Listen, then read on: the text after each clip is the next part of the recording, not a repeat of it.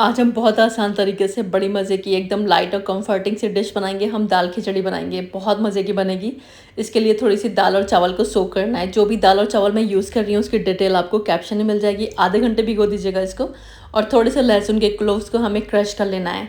अब एक pressure cooker में आधा तेल और आधा घी डालेंगे, राई और हींग और जीरा डाल देंगे। हल्का सा क्रैकल करके प्याज शामिल कर देंगे। प्याज को हल्का गुलाबी होने तक फ्राई कर लेंगे। थोड़े से करी पत्ते भी इसमें डाल देंगे, अगर हैं तो डालिए वरना स्किप कर दीजिए।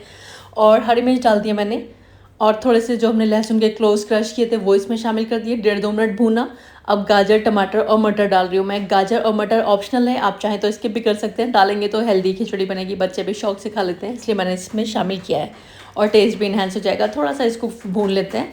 जब टमाटर हल्के से सॉफ्ट होना स्टार्ट हो जाएंगे, कुछ मसाले इसमें शामिल कर देंगे। मैंने नमक डाला है, हल्दी डाली है और धनिया का पाउडर, गरम मसाला और भुने हुए जीरे का पाउडर।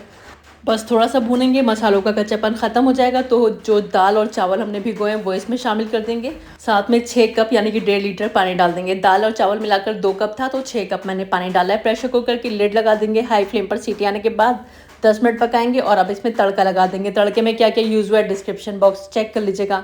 बस एक मिक्स देंगे, लास्ट में देसी घी से गार्निश करके थोड़ा सा तड़का मैंने बचा लिया था ऊपर से डाल देंगे। बेहतरीन हमारी दाल खिचड़ी रेडी है सर्व करने के लिए।